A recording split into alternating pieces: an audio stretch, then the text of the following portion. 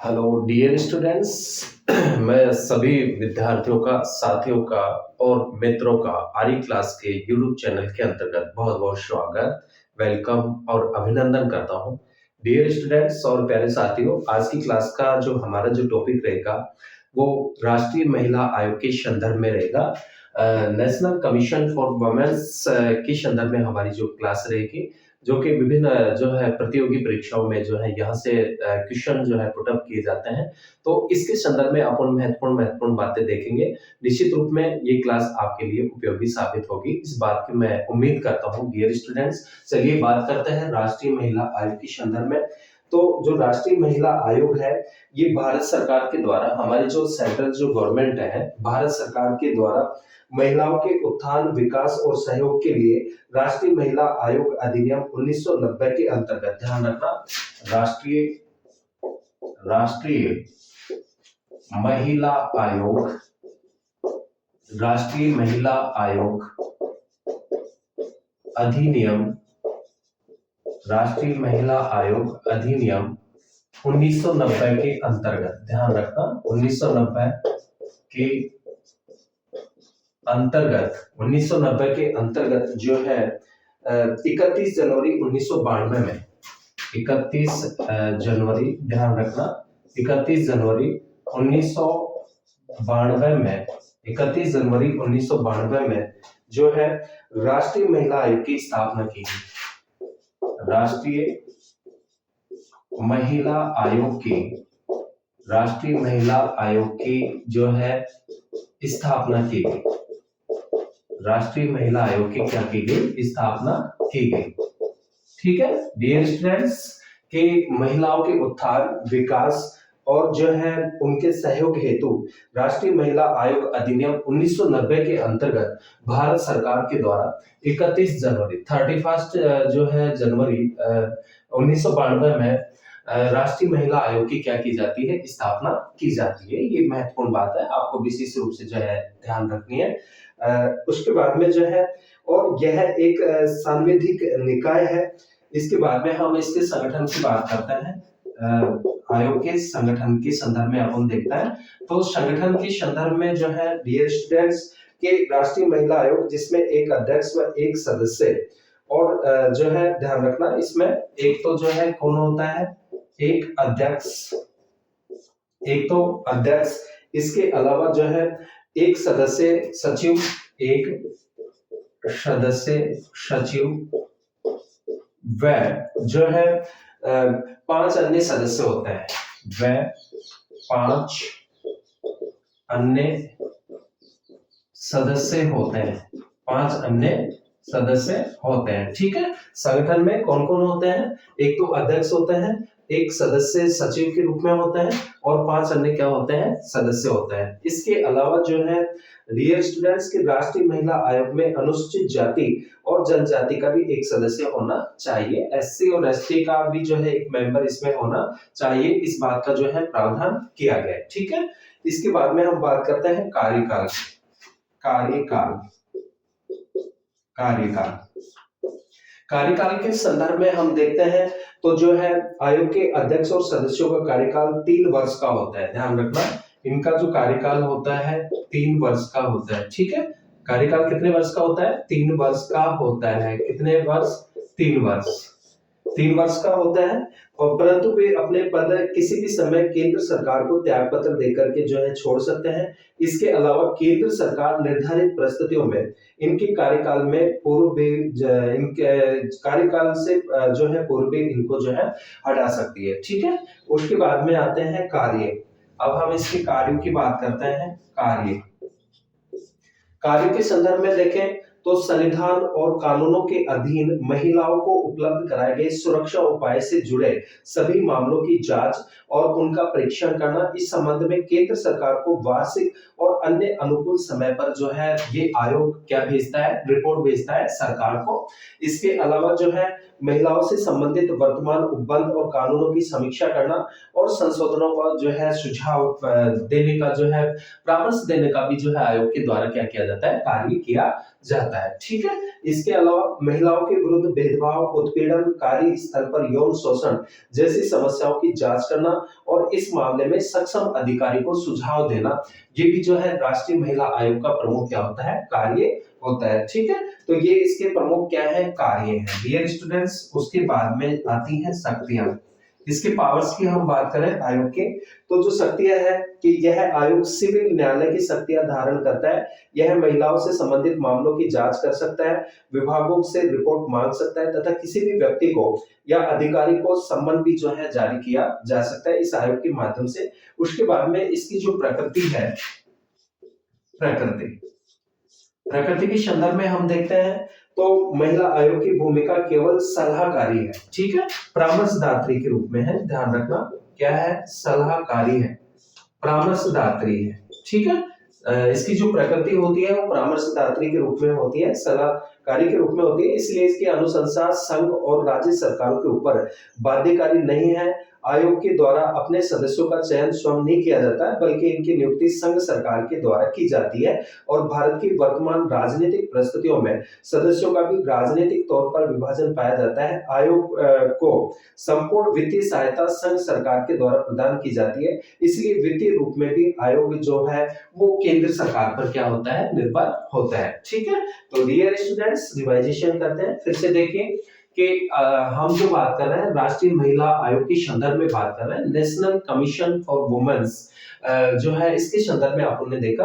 और जो है मोस्टली जो बातें हैं कि राष्ट्रीय महिला आयोग अधिनियम 1990 के अंतर्गत, ध्यान रखना भारत सरकार के द्वारा राष्ट्रीय महिला आयोग अधिनियम 1990 के अंतर्गत जो है 31 जनवरी, कब 31 जनवरी 1992 में जो है राष्ट्रीय महिला आयोग की क्या की जाती है, स्थापना की जाती है। और इसके संगठन की बात करें, इसके जो उद्देश्य है कि हम बात करें तो प्रमुख रूप से जो है कि भारत सरकार के द्वारा महिलाओं के उत्थान, विकास और सहयोग के लिए जो है राष्ट्रीय महिला आयोग की क्या की गई, स्थापना की गई। ठीक है। इसके अलावा संगठन में एक तो अध्यक्ष होते हैं, एक सदस्य सचिव होते हैं, 5 अन्य क्या होते हैं, सदस्य होते हैं, जिसमें अनुसूचित जाति और जनजाति का एक सदस्य का होना क्या होता है, आवश्यक होता है। कार्यकाल के संदर्भ में देखें तो कार्यकाल जो है 3 वर्ष का होता है। इनको समय से पूर्व जो है केंद्र सरकार के द्वारा भी जो है पद से हटाया जा सकता है। इसके अलावा जो है ये त्याग पत्र देकर के भी जो है पद से अपना पद छोड़ सकते हैं। और कार्यों के संदर्भ में हम बात करें तो कार्यों के संदर्भ में जो है संविधान और कानून के अधीन महिलाओं को उपलब्ध कराए गए सुरक्षा उपाय से जुड़े सभी मामलों की जांच और समीक्षा की जाती है। और जो है वार्षिक और अन्य अनुकूल समय पर जो है आयोग है वो केंद्र सरकार को क्या सौंपता है, रिपोर्ट सौंपता है। इसके अलावा जो है महिलाओं से संबंधित वर्तमान उपबंध और कानूनों की समीक्षा करना और उसमें जो है संशोधन करने के लिए जो है परामर्श देना, सुझाव देना, ये भी जो है आयोग का प्रमुख क्या होता है, कार्य होता है। इसके अलावा जो है महिलाओं के विरुद्ध भेदभाव, उत्पीड़न और कार्य स्थल पर यौन शोषण जैसी समस्याओं की जांच करता है, उसकी जो है ये कह सकते हैं जांच करना और इस मामले में सक्षम अधिकारी को परामर्श देने का जो है आयोग के द्वारा क्या किया जाता है, कार्य किया जाता है। और शक्तियों के संदर्भ में देखें तो यह आयोग न्यायालय की, सिविल न्यायालय की क्या रखता है, शक्तियां रखता है और महिलाओं से संबंधित मामलों की जांच कर सकता है, विभागों से रिपोर्ट मांग सकता है तथा किसी भी व्यक्ति या अधिकारी को सम्मन जो है जारी भी इसके द्वारा किया जा सकता है। और ये इसके शक्तियों के संदर्भ में है। प्रकृति के संदर्भ में बात करें तो केवल परामर्शदात्री के रूप में इस आयोग की क्या होती है, जो है भूमिका होती है। ठीक है। तो डियर स्टूडेंट्स, इसके बाद में हम बात करते हैं राज्य महिला आयोग की। ठीक है। ये तो कौन सा आयोग था, राष्ट्रीय महिला आयोग। इसके साथ साथ में हम बात कर लेते हैं राज्य महिला आयोग के संदर्भ में भी।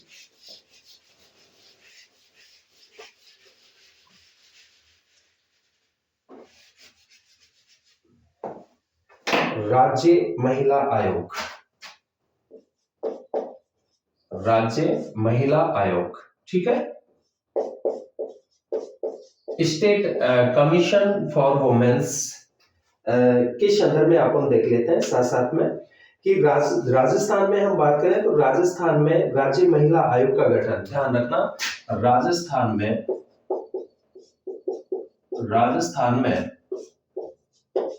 राजस्थान में राज्य महिला आयोग का गठन, राज्य महिला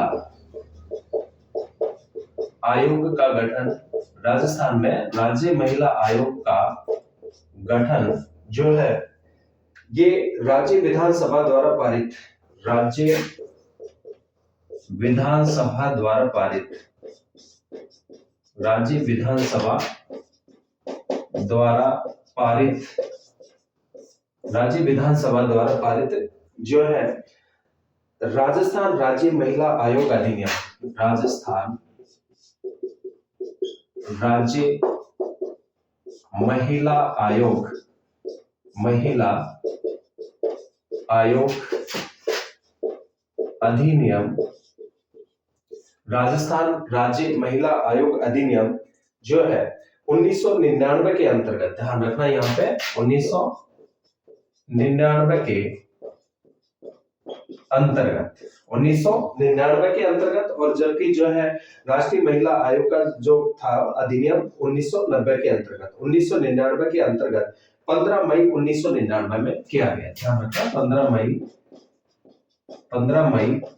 1999 में किया गया, 1999 में किया गया। ठीक है, इसके बाद में इसके संगठन की बात करें हम, राज्य महिला आयोग के संगठन के संदर्भ में जो है कि आयोग में एक अध्यक्ष के अलावा 4 सदस्य हैं, यानी एक तो अध्यक्ष होता है व 4 सदस्य, एक अध्यक्ष व 4 सदस्य होते हैं, जिनमें एक सदस्य सचिव है जो है, और सदस्यों में से एक अनुसूचित जाति और जनजाति का, एक अन्य पिछड़ी जाति की महिला का क्या किया गया, प्रावधान किया गया।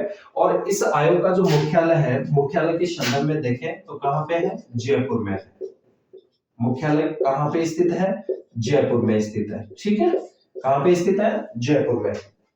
कार्यकाल के संदर्भ में देखें, इसका जो कार्यकाल है, सदस्यों का जो कार्यकाल है, तो कार्यकाल के संदर्भ में इनका भी जो है अध्यक्ष और सदस्यों का कार्यकाल जो होता है वो 3 वर्ष होता है। कितने वर्ष होता है, 3 वर्ष।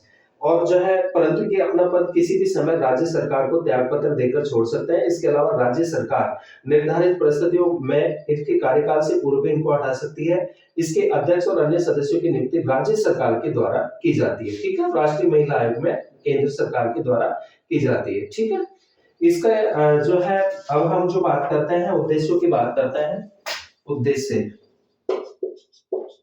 उद्देश्य के संदर्भ में तो जो है राजस्थान राज्य में प्रताड़ित जो महिलाओं की समस्याओं का समाधान करना और राज्य में महिलाओं के हितों को सुरक्षा प्रदान करना, महिलाओं से संबंधित लागू कानून का पुनर्अध्ययन और महिलाओं को न्याय दिलाने के लिए सरकार से संशोधन बनाने के लिए प्रार्थना करना, उपचारात्मक विधायी उपायों की सिफारिश करना, राजस्थान सरकार को महिलाओं को प्रभावित करने वाली सभी नीतिगत मामलों पर परामर्श देने का इस आयोग का प्रमुख क्या होता है, कार्य होता है। ठीक है, इसके अलावा कार्यों के संदर्भ में बात करें तो महिलाओं के खिलाफ होने वाले किसी भी प्रकार के अनुचित व्यवहार की जांच करना, उस पर विनिश्चय करना और उस ऐसे मामले में की जाने वाली कार्यवाही की सरकार को क्या करना, सिफारिश करना, प्रवर्तन विधियों और उनके प्रवर्तन को महिलाओं के हित में प्रभावी बनाने के लिए कदम उठाना और राज्य लोक सेवाओं और राज्य लोक उपक्रमों में महिलाओं के विरुद्ध किसी भी प्रकार के भेदभाव को क्या करना होता है, रोकना होता है।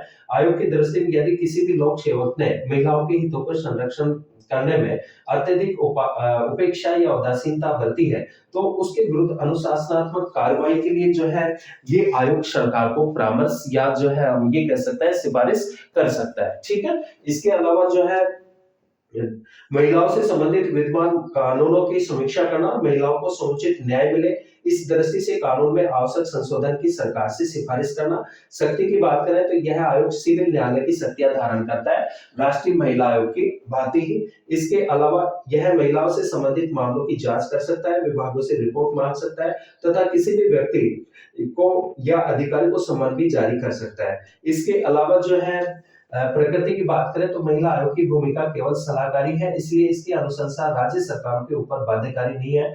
आयोग के द्वारा अपने सदस्यों का चयन स्वयं नहीं किया जाता बल्कि इनकी नियुक्ति राज्य सरकार के द्वारा की जाती है और जो है आयोग को संपूर्ण वित्तीय सहायता जो है राज्य सरकार के द्वारा क्या की जाती है, प्रदान की जाती है। तो डियर स्टूडेंट्स, प्यारे साथियों, निश्चित रूप में जो है इस क्लास के अंतर्गत हमने महत्वपूर्ण बातों पर जो है चर्चा की है। तो आपको विशेष रूप से जो है राष्ट्रीय महिला आयोग और राज्य जो महिला आयोग है इसके संदर्भ में महत्वपूर्ण बातें जो है ध्यान रखनी है।